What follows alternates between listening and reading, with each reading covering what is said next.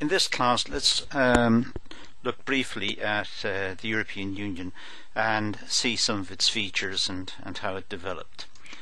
First of all, let's consider the development of the European Union, of the EU. Well, this really came into existence in about 1957, with the originally with coal and steel considerations in Europe, and later the European Economic Community, the EEC, came into existence. In 1968, the European Economic Community changed to the European Community, so the name had changed again, and it was at this stage, of course, becoming increasingly centralized with more functions and more power and more authority. The European Community became the European Union, the EU, in 1993. Essentially, it's borderless.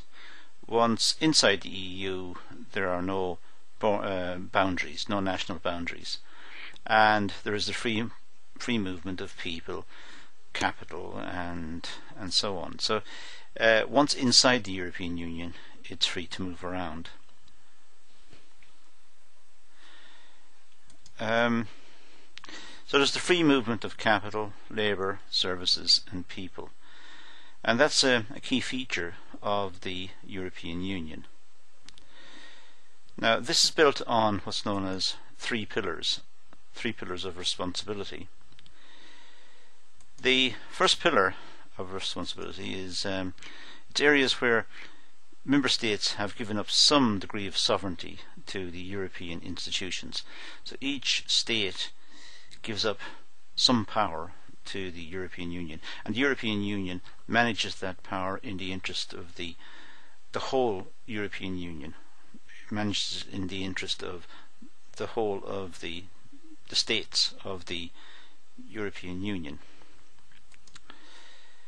It's developed what's known as a customs union, and this will be discussed in other classes. It's developed an agriculture policy which cuts right across Europe, so that agriculture and food provision is planned throughout Europe.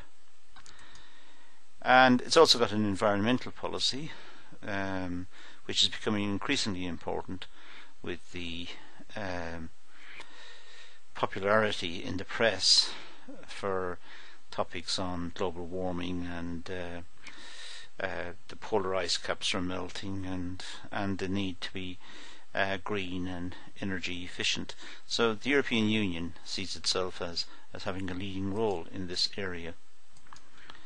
It also tries to ensure that competition is active, and it's promoting the welfare of the consumer right across the European Union. So it's got a trade policy and it's got a competition policy to ensure that monopolies don't exploit the consumers, and make sure that trade is fair and decent across the whole of the European Union.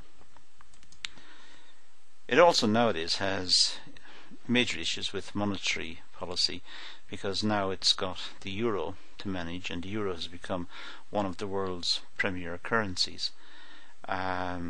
So we now think of the American dollar, the euro, and perhaps other currencies like the yen and so on. But the euro now is one of the big world currencies, and that is administered by the European Union.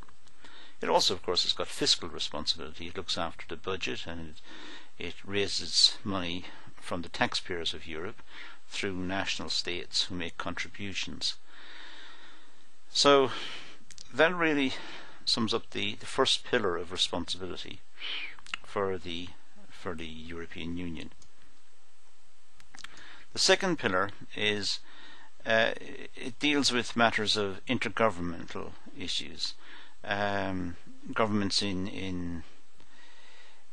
governments throughout Europe may have particular issues or particular concerns, and the European Union is the forum in which it deals with all of the issues within Europe. So if there are issues between member states, the European Union will deal with these, and it saves the individual countries having to negotiate bilaterally, negotiate with each other to get outcomes. So the European Union instead takes it over and deals with the issue in the interest of not just the two states perhaps, but the interest of the whole of Europe. It also looks at things like foreign policy to make sure that Europe's speaking with one voice, and it gives it more authority in the world, so that other countries will take what it's saying on board more readily. It's got a security policy to ensure that the countries in Europe are protected, and there are proposals for a European army and a European defence force, but at the moment all of the individual states manage their own defence, but it's to some extent coordinated by the European Union.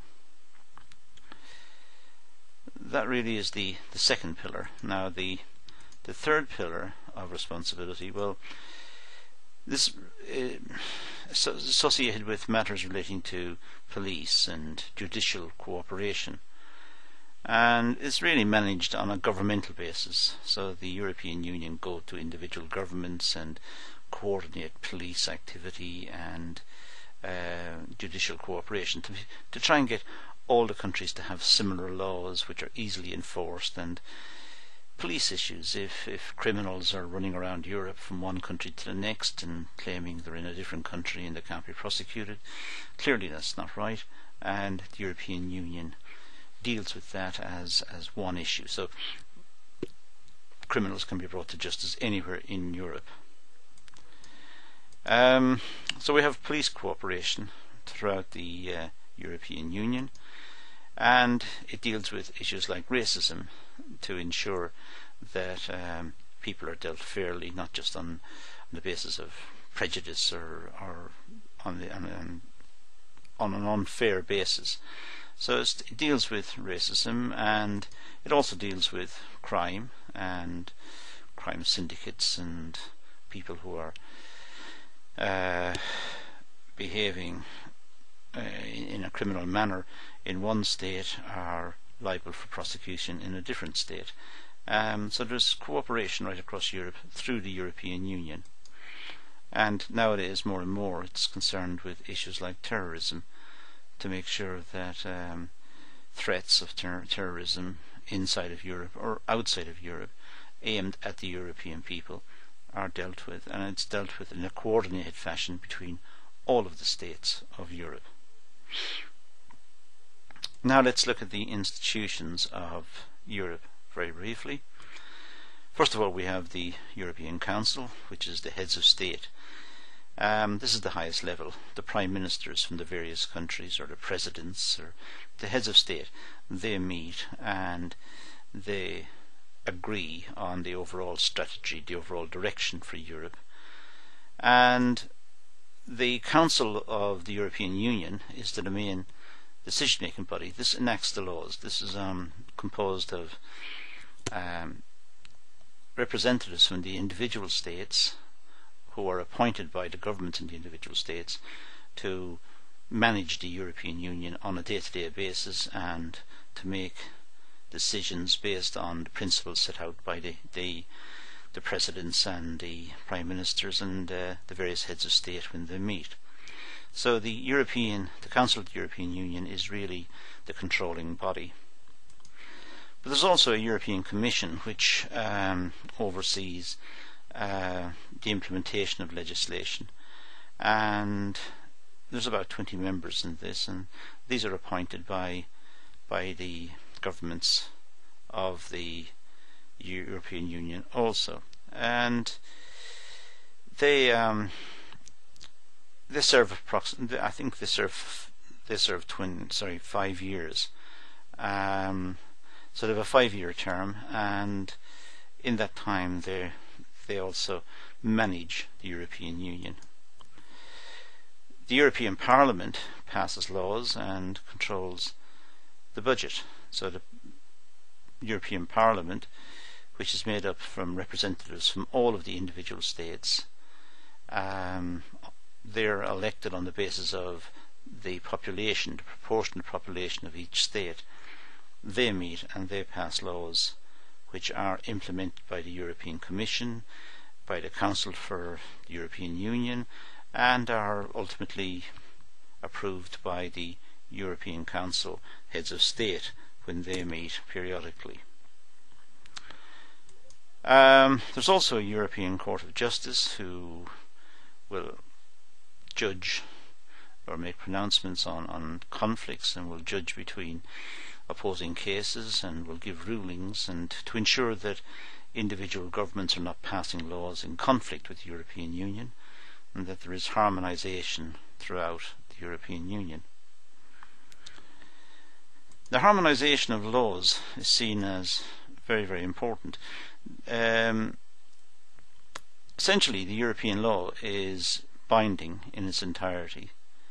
That's because the heads of state of the various member states have agreed that European law would be the most important law, and that the individual laws of individual countries would be junior to the European law. So whatever the European law is, it is the most important. And this is normally tied up with what's known as a directive, and this prescribes the objectives. It allows individual states to have some freedom within the directive. It can say, under exceptional circumstances, such a country can do this because it's got a long history of doing things differently or whatever. But essentially, once the directive is handed down, it has to be followed. And the decision is binding on individual states. It could be aimed at a company, as in the case of Microsoft or Boeing. In the past, there were decisions handed down requiring Microsoft and Boeing and indeed other companies to behave in a certain way and to do certain things. So once the decision is handed down, it's binding. There can also be recommendations. Recommendations, as the word suggests, are not binding. They're just recommendations. It's suggesting certain codes of behaviour. So European law, well, it's done on a civil code basis. Once the law is handed down, it's interpreted by the courts, and the interpretations become laws within different countries. The European Union and the Court of Justice keeps an eye on the way the laws are being applied and interpreted throughout the states, and to get too far out of line, they will intervene. There's an immense body of law. It's immense. As you would expect, there are so many countries in Europe, each one of them bringing their own legal systems and their own laws and their own interpretation of laws to bear. So there is an immense body of law written throughout the European Union, and it continues to grow on an extensive basis. So the European Union is it's evolving on a continuous basis, and it is complex, so that there are institutions within it, political institutions and administrative institutions, that oversee its development and try to ensure that it's coherent and that there is harmony throughout Europe in terms of the legal systems and procedures that are followed. It's onwards moving. It hasn't stopped, and it's continually evolving. So that's a snapshot view of the European Union.